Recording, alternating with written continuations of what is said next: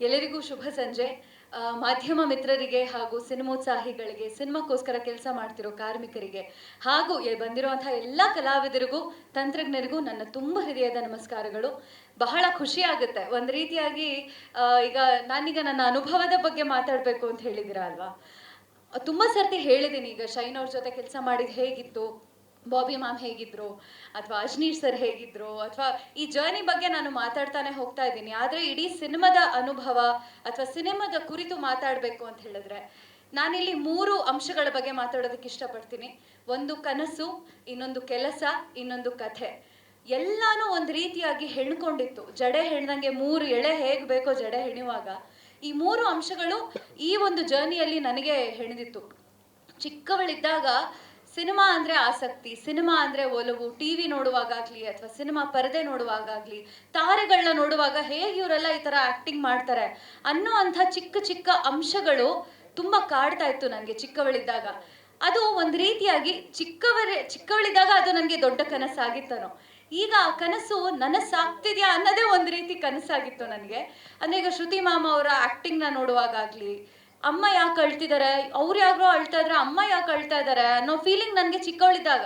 ಇನ್ಯಾರೋ ಡ್ಯಾನ್ಸ್ ಮಾಡ್ತಿದ್ರೆ ಅಪ್ಪ ಯಾಕೆ ಫುಲ್ ಎಂಜಾಯ್ ಮಾಡ್ತಾ ಇದ್ದಾರೆ, ನಮಗೂ ಯಾಕೆ ಡ್ಯಾನ್ಸ್ ಮಾಡ್ಬೇಕು, ಏನು ಇದೆಲ್ಲ, ಸಿನಿಮಾ ಅಂದರೆ ಏನು, ಯಾಕಿಷ್ಟು ಹುಚ್ಚೆದ್ದು ಕುಣಿತಾರೆ ಅನ್ನೋ ಅಂಥ ಒಂದು ಕ್ವೆಶ್ಚನ್ ಮಾರ್ಕ್ಗಳು ನಮ್ಮ ತಲೆಯಲ್ಲಿ ಮೂಡಿದಾಗ ಅದಕ್ಕೆ ಒಂದು ರೀತಿಯಾಗಿ ದೃಶ್ಯ ಆಗಲಿ ಅಥವಾ ಮುಖಗಳಾಗಲಿ ಇಂಥ ಹಿರಿಯ ಕಲಾವಿದರು ನನ್ನ ಜೀವನದಲ್ಲಿ ಇದ್ದಿದ್ದು. ಅದು ಶ್ರುತಿ ಮ್ಯಾಮ್ ಆಗಲಿ, ದೇವರಾಜ್ ಸರ್ ಆಗಲಿ, ಅಥವಾ ಮಾಳವಿಕಾ ಮ್ಯಾಮ್ ಮಾತಾಡೋ ಕನ್ನಡ ಆಗಲಿ, ಇದೆಲ್ಲ ಏನಂದರೆ ಒಂದು ರೀತಿಯಾಗಿ ನನಗೆ ಇನ್ಫ್ಲೂಯೆನ್ಸ್ ಮಾಡಿದಂಥ ಅಂಶಗಳು.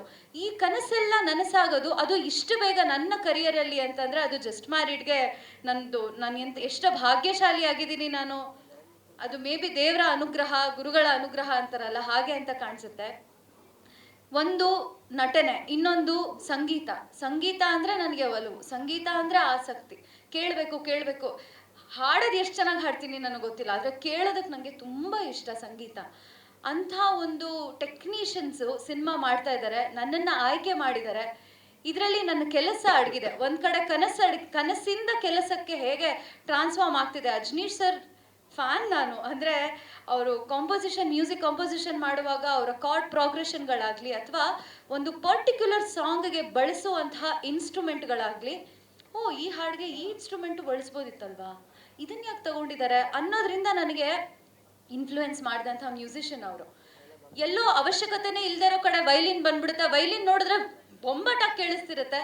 ಅಂಥ ಒಂದು ಟೆಕ್ನಿಷಿಯನ್ ಇವತ್ತು ನನ್ನನ್ನು ಆಯ್ಕೆ ಮಾಡ್ಕೊಂಡಿದ್ದಾರಲ್ಲ ಸಿನಿಮಾಗೆ ಅನ್ನೋದೇ ಒಂದು ರೀತಿ ಮತ್ತೆ ಕನಸು ನನಗೆ ಕೆಲಸವಾಗಿ ಟ್ರಾನ್ಸ್ಫಾರ್ಮ್ ಆದಂಥ ಕ್ಷಣಗಳು. ಬಾಬಿ ಮ್ಯಾಮ್ ಅಷ್ಟೇ, she is a good singer, she is a good musician and she comes from a back ground which is very beautiful, which is very homely, filled with positive vibes. ಈಗಲೂ ಅಷ್ಟೇ ಒಂಥರ ನನ್ನನ್ನು ಮಗಳ ಥರನೇ ಅವರು ಕಂಪ್ಲೀಟಾಗಿ ನನ್ನನ್ನು ಟ್ರೀಟ್ ಮಾಡಿದ್ದಾರೆ. ಒಂದು ಸರ್ತಿ ನಾನು ಅವ್ರನ್ನ ಭೇಟಿ ಮಾಡಿದ್ರೆ ಸಾಕು, ಖಾಲಿ ಕೈಯಲ್ಲಿ ನಾನು ಮನೆಗೆ ಬರೋದೇ ಇಲ್ಲ. ನನ್ನಲ್ಲಿ ಏನೋ ಒಂದು ಗಿಫ್ಟ್ ಇರುತ್ತೆ, ನಾನು ಏನೋ ಇಟ್ಕೊಂಡು ಮನೆಗೆ ಬರ್ತೀನಿ. ನಮ್ಮ ಮನೇಲಿ ನೋಡಿದ ತಕ್ಷಣ ಬಾಬಿ ಮ್ಯಾಮ್ನ ಮೀಟ್ ಮಾಡಿದೆ ಅಂತಾನೆ ಕೇಳೋದು. ಅಷ್ಟು ಒಂದು ರೀತಿಯಾಗಿ ಇಂಥ ಚಿಕ್ಕ ಚಿಕ್ಕ ಸಂಪ್ರದಾಯಗಳನ್ನು ಕಲಿತಂಥ ವಿಷಯಗಳು.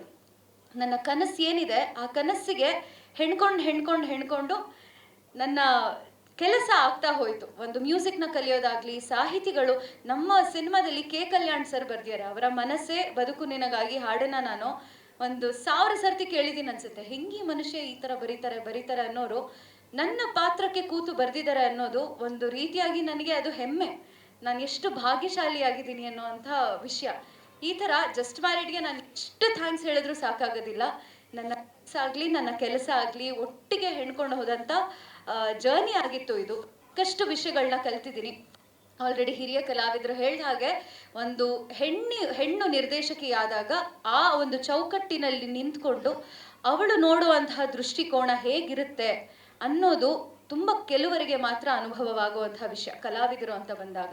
ನನ್ನ 2ನೇ ಸಿನಿಮಾದಲ್ಲೇ ಒಂದು ಹೆಣ್ಣು ಮಗಳು ಈ ಥರನೂ ಯೋಚನೆ ಮಾಡ್ಬೋದಲ್ವ ಕ್ಯಾರೆಕ್ಟರ್ ಬಗ್ಗೆ. ನಾನು ಹೆಣ್ಣು ಮಗಳೇ. ಕೆಲವು ಸರ್ತಿ ನಮಗೆ ಬೇರೆ ನಿರ್ದೇಶಕರು ಅಂದರೆ ಗಂಡು ಮಕ್ಕಳಿದ್ದಾಗ ಇವ್ರು ಯಾಕೆ ಹಿಂಗೆ ಯೋಚನೆ ಮಾಡೋದಿಲ್ಲ ಅಂತ ಅನಿಸ್ತಿರುತ್ತೆ, ನಾವೇ ತಪ್ಪಿದೀವನೋ ಅಂತ ಅನಿಸ್ತಿರುತ್ತೆ. ಬಟ್ ಇಲ್ಲ, ಈಗ ಪಾಯಿಂಟಿಗೆ ಬಂದರು ನೋಡಿ, ಇವ್ರಿಗೆ ಅರ್ಥ ಆಗುತ್ತೆ ಅಂತ ಬಾಬಿ ಮ್ಯಾಮ್ ಅವ್ರ ಜೊತೆ ಕೆಲಸ ಮಾಡುವಾಗ ನನಗೆ ಅನಿಸಿದಂಥ ವಿಷಯ.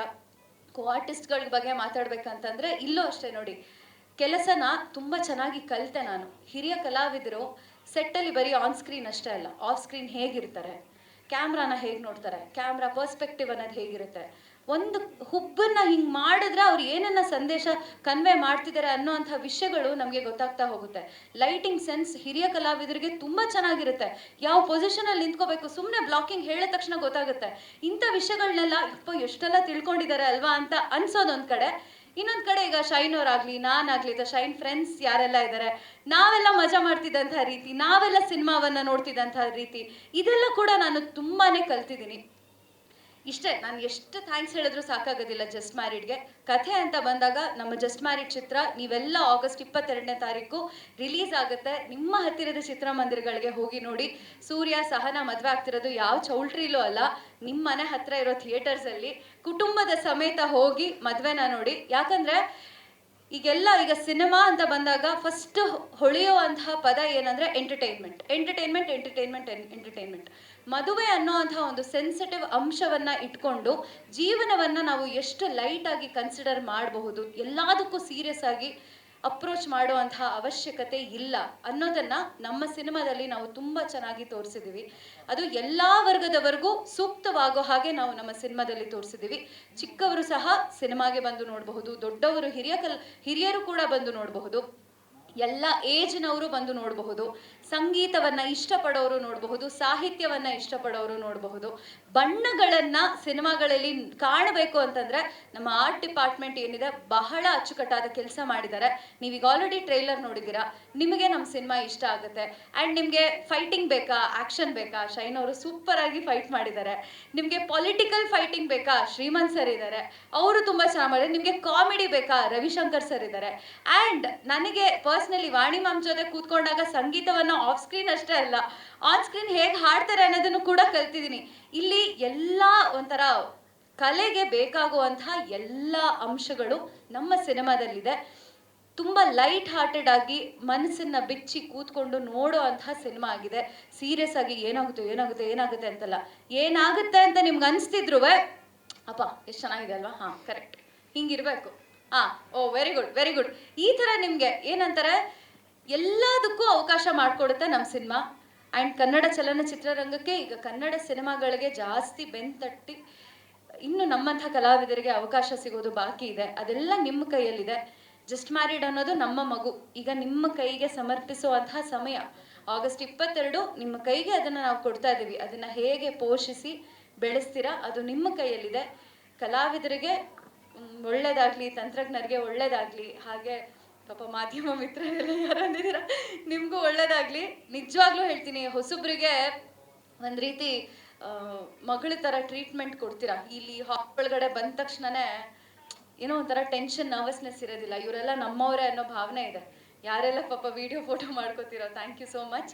ಆ್ಯಂಡ್ ಎಲ್ರಿಗೂ ಒಳ್ಳೇದಾಗಲಿ. ಜಸ್ಟ್ ಮ್ಯಾರಿಡ್ಗೆ ಜೈ. Thank you. ಕ್ಷಣ ಕ್ಷಣದ ಸುದ್ದಿಗಳಿಗಾಗಿ ಫ್ರೀಡಂ ಟಿವಿ ಸಬ್ಸ್ಕ್ರೈಬ್ ಮಾಡಿ, ಲೈಕ್ ಮಾಡಿ ಹಾಗೂ ಫಾಲೋ ಮಾಡಿ. ಹೊಸ ಸುದ್ದಿಗಳ ನೋಟಿಫಿಕೇಶನ್ಗಾಗಿ ಬೆಲ್ ಐಕಾನ್ ಮೇಲೆ ಕ್ಲಿಕ್ ಮಾಡಿ.